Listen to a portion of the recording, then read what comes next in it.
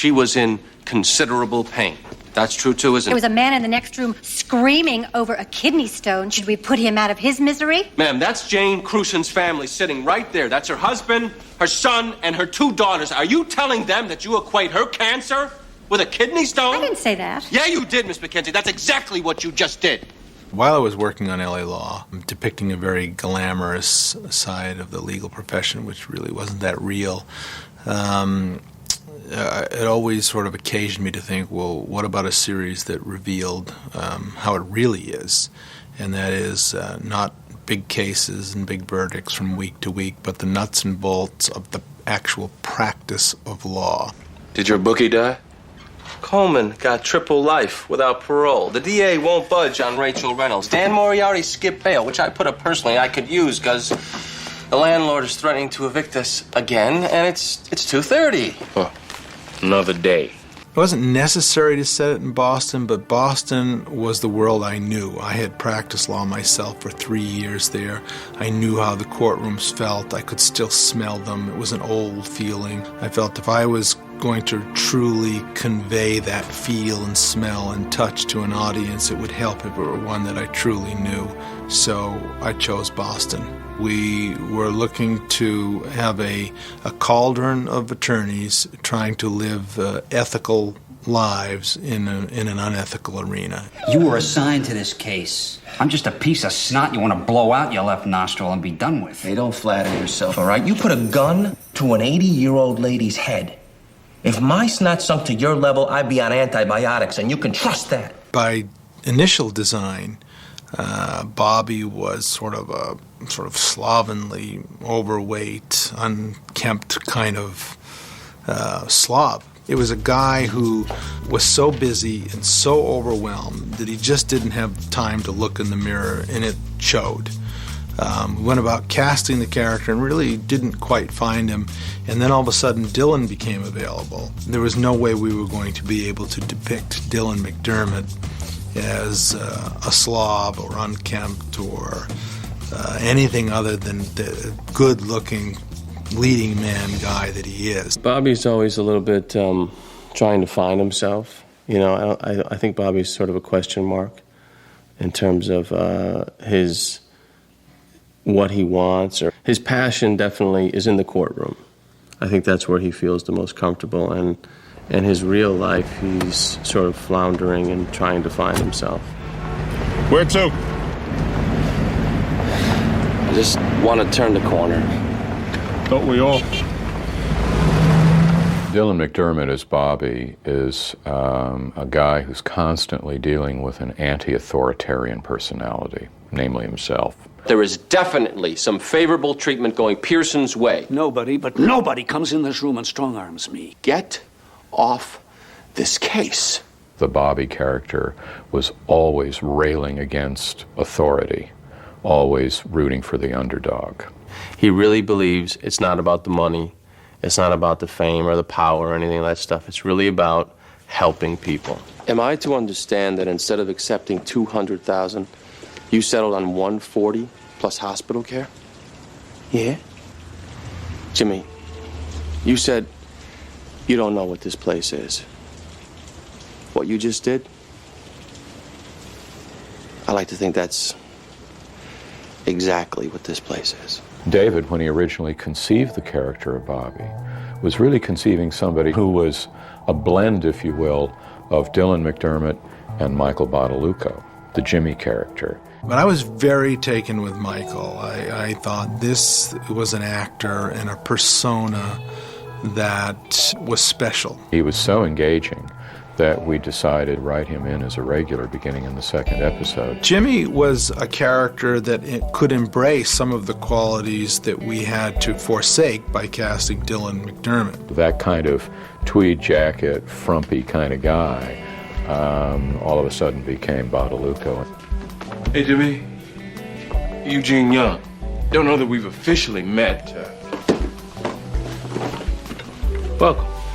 Thanks. He's sort of like a blue-collar guy in a white-collar world. I used to be a lawyer, remember? Terrible lawyer.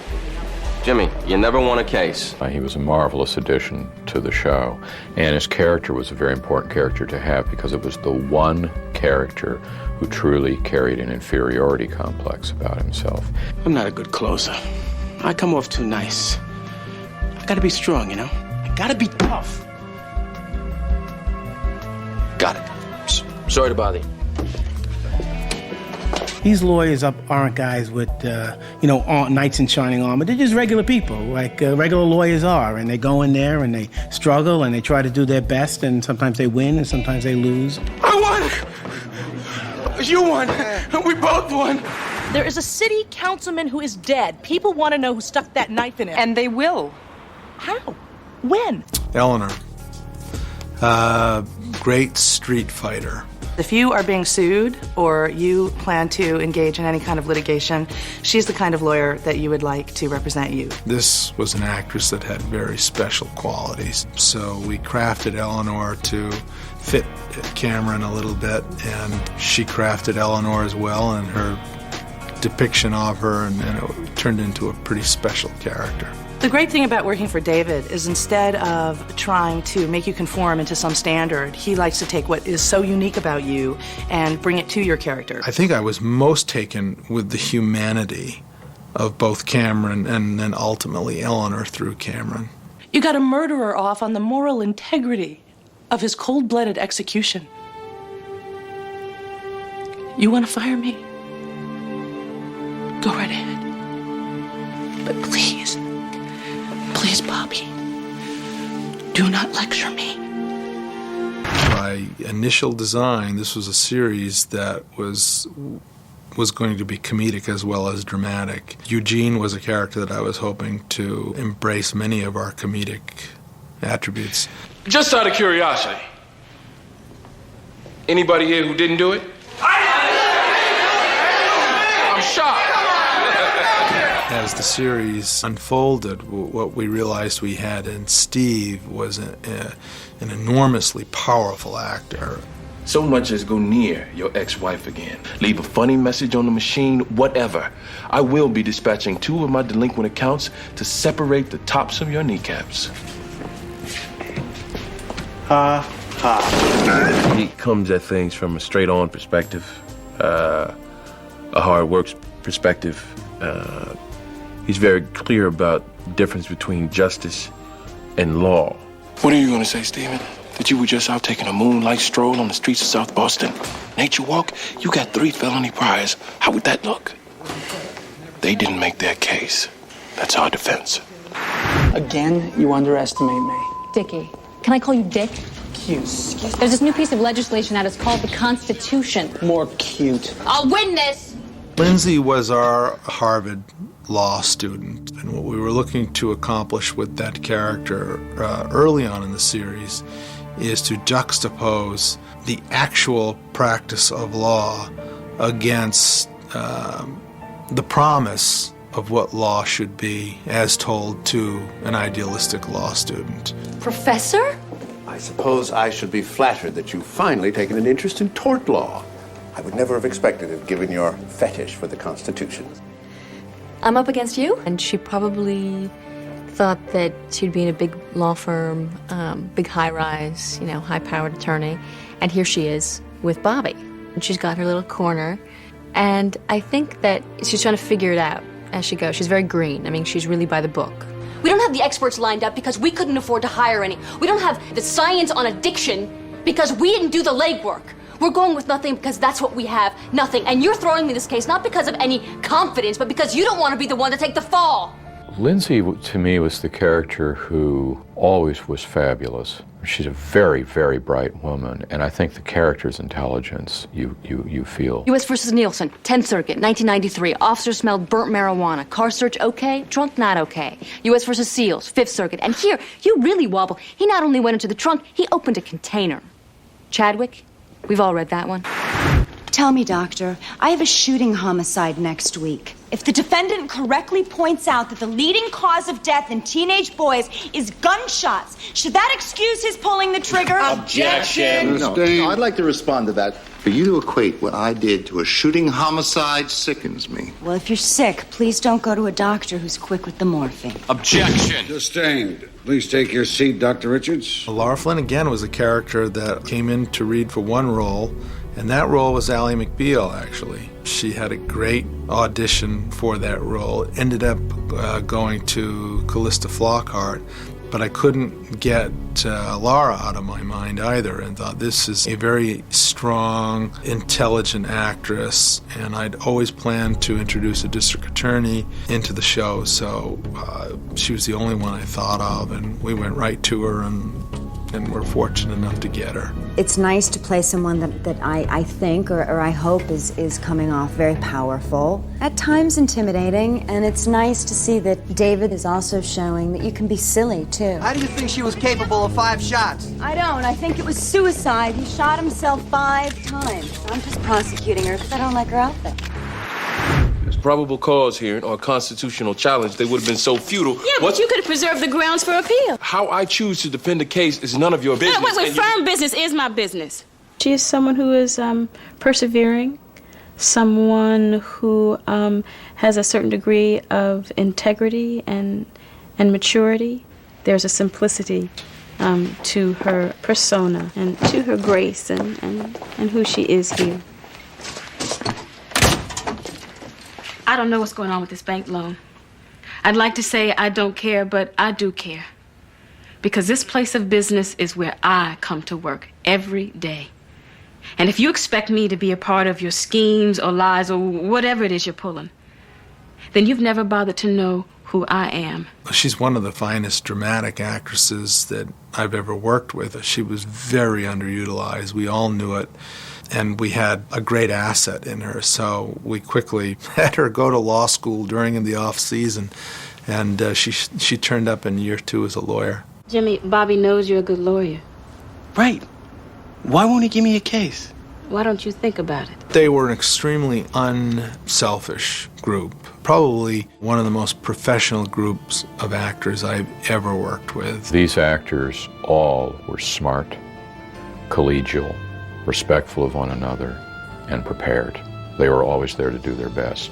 No matter what side of the bed they would get out on at any given moment, they were always on the set, totally prepared. And in the end, there was a gestalt experience, I think, for the viewer, where indeed the whole was what they were coming to see. There was no drop-off from one character to the next when you were telling stories. The first season, we were put on as a replacement series. I think we aired maybe 6 episodes, and then for year 2, we were put on Saturday night at 10 o'clock, which is kind of a death spot. The only way we figured to survive is to up the ante and figure there's got to be a dead body by 5 minutes past 10, or your audience, they wouldn't hang around. And in the process, our audience got used to the diet of high-stakes cases, not the kinds of cases or stories that we initially set out to tell. And by the time we got our ultimate time slot on Sunday night, we were law franchise with big cases, high-profile criminal stories. We bend, we fold, we mutilate all the rules around here. It's like our motto. Some jobs, by design, you will not be a good guy most of the time. A defense lawyer, if he's doing his job well, will become one of those guys. What do you mean you can't do it? We do it every day. The client is always guilty. We always do it. What do you mean you can't do it? I can't do this one. All of our characters at one point or another had to deal with the problem of what do you do when you know you've got a guilty guy and you're representing him. Lindsay, Oh, great. Why do I always get the drug dealers? never mind.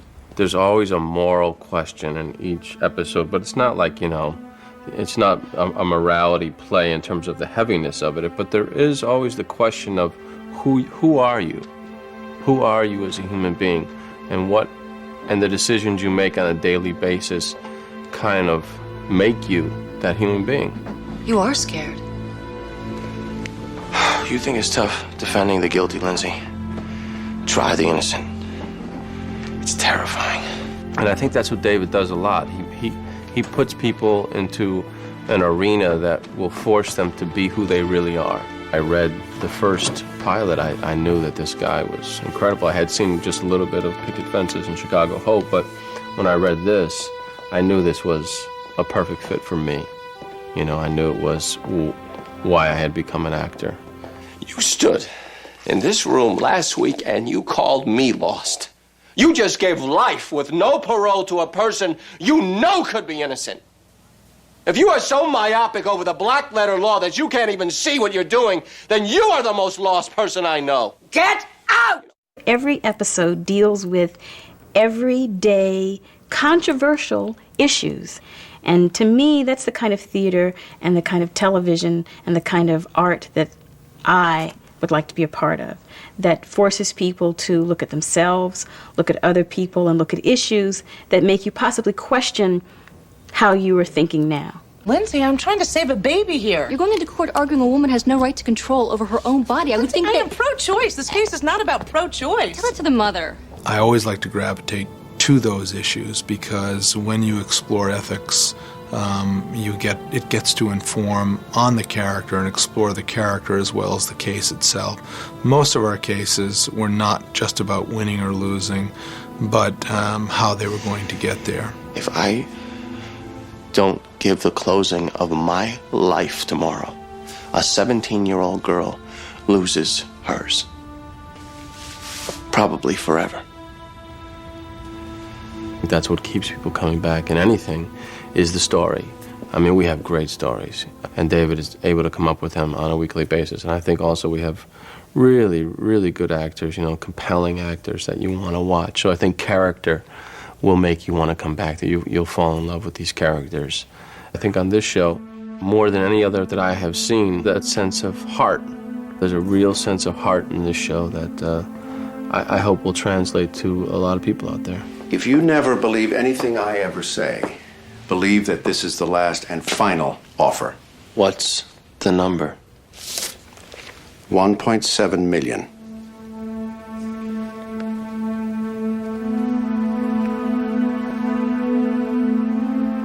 Accepted.